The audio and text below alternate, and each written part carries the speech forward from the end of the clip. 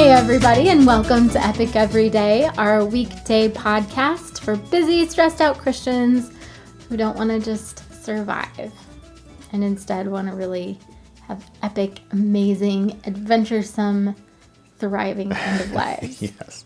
And this week is for busy, overwhelmed Christians who don't want to be in scarcity mode, but want to realize that God is Enough. rich. Yes. I'm Liz Frericks, and this is my husband, Evan. Hi there. And we're so glad you guys are here with us today on this Wednesday, middle of the week. You still have time for opportunity. Yeah. But time's not running out. We have today. That's true. Mm-hmm. Yeah. Today's important. Yep. We're going to talk about the centered CSC today. Yes, since it's Wednesday. Yeah. So, scarcity and being centered. We've been reading Daring Greatly by Brene Brown, and one of the things she talks about as an environment for scarcity is shame. Shame is one of those things we've talked a lot about on the show because it is so incredibly toxic. It's that I'm not blank enough. My identity is wrapped up in my failures somehow. It's not, I mean, it's failures, but it's also just like, I'm not pretty enough. I'm not smart enough. I'm not, I mean, those are girl things to be, but Strong enough. I'm not strong enough. Yeah. Not emotionless enough. Just teasing. It could be. Yeah. Some boys, I guess. If you're comparing yourself to other men, I guess. We get stuck in this, I'm not something enough. And it leads to, we talk horribly to ourselves. Like, I was thinking about this the other day because I was watching a video where somebody was, different people were saying what they say to themselves and then imagining saying it. Like they had to try to say it to somebody else and they couldn't do it. Wow. Like if you said, if you say to yourself, I'm so dumb, would you say that to somebody else? Yeah, some people would, but I think most people would have a problem with that. Right. Yeah. Well, or like, I was saying yesterday, I'm not organized. Yeah. What if I said to you, like, man, you are so not organized? I'd probably say you're right. But it would be, I would never tell someone they're not organized enough.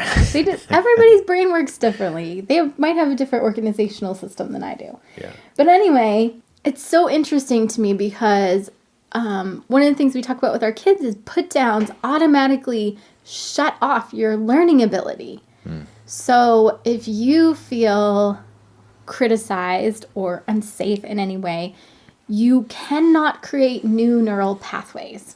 I mean, that's exactly what I was thinking of with this problem is that shame is shutting it down. And so then the kind of scarcity comes out as, I can't solve this problem. I can't fix this thing or whatever.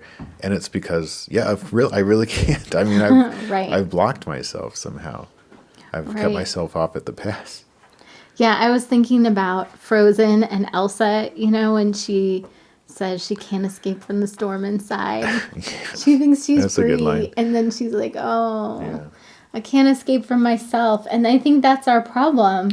We think everyone else is critical of us when we feel like, those things like I was saying, like I'm not pretty enough, I'm not smart enough, I'm not organized enough. Mm-hmm. We think other people are judging us and going, whoa, you are definitely not, whatever enough. But that is A, highly unlikely, but B, even if it was, it doesn't mean that it's necessarily true. Mm-hmm. And so we're basing our lives on this lie that we tell ourselves all the time. Yeah, I mean, if we're comparing ourselves to other people, we're going to find ways to not be as good for some reason. We just do that. That's definitely a shame message that I'm not as good as so-and-so. I think part of overcoming this shame message is going to be getting reconnected with our faith and letting God define us. Definitely, we're talking about centered. But which centered is living out of the essence of who God designed you to be. That's right. And not out of who we define ourselves to be or who we think our friends are defining us to be. Yeah. And not out, these messages. It's not out of that. I was talking yesterday about, when I get in scarcity mode, I tend to have trouble taking the next step forward. And so my example for today was, even just doing this show, like I really enjoy listening to podcasts, and I know that there's a million podcasts out there, and they all have their audience and stuff. And just the idea of being like, well, do we want to add one more to the mix? I mean, will that work? And coming back to the way God designed us to be and God's calling and stuff, it's like, well, if we think this is what God wants us to do, we got to do it and taking a step. But it's hard, because then the shame message is, well, probably not going to work. Maybe nobody will listen to it. It's not cool enough. Or, we start to be like, well, the impact should be this, and is it or not? And we're like making these judgments. Artificial. Yeah. And that's not really necessary to answer in faith and to say yes and to start doing something. Because like we were saying yesterday, with that heavenly perspective that God has, that's enough, even though we can't see all that stuff. Right. And yeah, we're definitely lost in the weeds when we're stuck in shame. We lack that perspective. Right. Well, and I think it's so interesting. Brene Brown, in her research, she found that people who experience worth and belonging, the only difference between them and the people who don't is that they believe that they are deserving of worth and belonging. The difference between people that feel loved and don't feel loved is whether they believe they're lovable. Interesting. It really has nothing to do with circumstances or the people in their lives. I mean, it has something to do with those things because I know... Yeah, how would they get that message in the first place, that they're not lovable? Right. Yeah. Right. It has to do with where did they get that message, and are they stuck in an environment where, there are people reinforcing that all the time? Because you can't heal from those messages unless you get out of the environment and get in a healing environment, and then you can, see that you're lovable and things like that. But I was just so fascinated by the fact that it's not necessarily, they have people complimenting them 10 times a day. It's not some outside factor. It's all internal.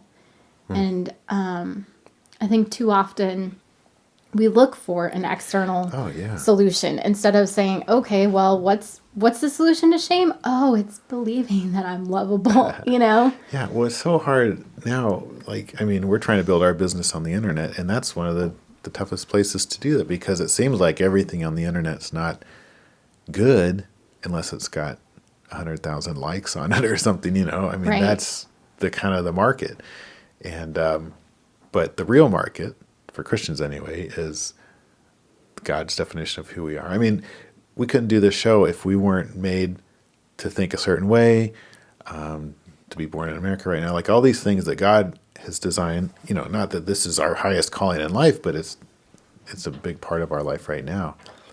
And it's significant because we are us and we're doing this and we're trying to be obedient.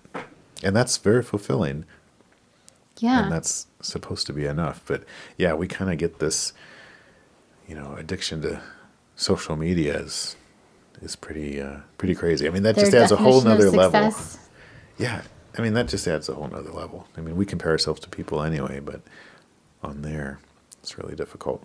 And I think when we unhook ourselves from those external circumstances and instead say, who does God say that I am? Am I lovable? I was just reading in Romans this morning, that verse in Romans 5 where, I think it's verse 8, where it says, but God demonstrates his own love for us in this. While we were still sinners, Christ died for us. While we were doing the most unlovely things.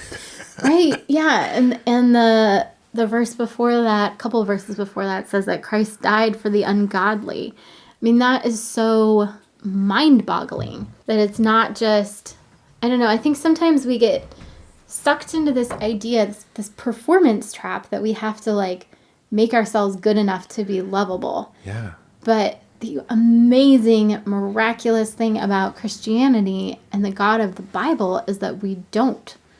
Is that we, like we were talking about, I think it was either earlier this week or last week, when we were talking about Abraham and his facing the fact that he was as good as dead in his body and still having faith. We don't say, oh, I got to polish myself up and be awesome, We face the fact that, oh, I am a sinner. I'm messed up. Here's all the awful things that I've done.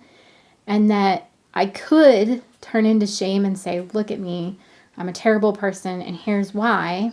And instead have faith. We don't minimize our sin, but we still have faith. And when we can hang on to both of those things, we can recognize that we are lovable. You know, we can get rid of those shame messages and instead say, oh, God loved me because he made me in his image, because I'm his precious child. You know, whether you have come to a faith in Jesus or not, he still loves you. Yeah. He still wants you. And all you have to do is, you know, reach back like we've talked about before, that you can only reach halfway. God's reaching halfway. It's up to you to reach halfway back. Yeah, and that's the exact avenue to take care of shame and to get back in touch with God's idea of who we are, is to say, well, this is the junk, I mean, that's going on in my mind, God. I mean, some of it is actual sin, some of it's just all this shame stuff, and I give it to you. I can't do this. And that's that's the beginning of this relationship that he's looking for. And then I think one of the ways as Christians that we work that out, you know, the working out of our faith, is changing how we talk to ourselves. Because if we keep talking to ourselves like, oh, you're so dumb, or you're so lazy. If I say to myself, oh, I'm so not organized, I have to stop and say, wait a minute. Okay. What's going on here? Right, exactly. And instead, you know, to really cut it out with the scarcity messages. Yeah, they can, through practice, they can become this kind of a trigger to start the new routine of like checking the message with what's really true, what you know from your relationship with God, and being like, okay, I'm not going to do that. But like when the shame message comes up, it can become a checkpoint. But it takes practice. An opportunity for just this amazing freedom and deepening of our relationship with God. But it's not going to happen automatically. If we're already stuck in shame and we're just going to stay there, we've got to start building new train tracks and new habits and you know, getting into the CSCs. And that's what we want to do here. All right. We love you guys, and we're praying for you. Let us know if there's anything in here that you're like, oh, this is something I want to work on this year, because sometimes we all need a little bit of extra accountability. So if something in today's podcast struck you, send us a note, and we will send you a note back. Maybe we could make a class on it or something. I mean, because this is something we're working on too, and we can work on it together. And as always, pick whether today is going to be epic and awesome, or whether it's not going to be epic and awesome. We have a say in it. Exactly. That's the, you know, we have a certain amount of power being created in the image of God, and that's what we want to use our willpower for, is to get back into the slipstream and to get back into the truth. Not to like white knuckle and control all this stuff in our life, but to move back closer to God. That's what our willpower is for. Thanks to everybody that's been sharing the show and listening to the show. We really appreciate it. If you have found this podcast helpful, please do continue to share with people, and come back tomorrow, and we are going to talk about scarcity in the middle of connection, and how our connection sometimes scarcity can make it really hard to be connected to people. Yeah, especially when we're caught up in comparison. Exactly. All right. Have an awesome Wednesday. See ya.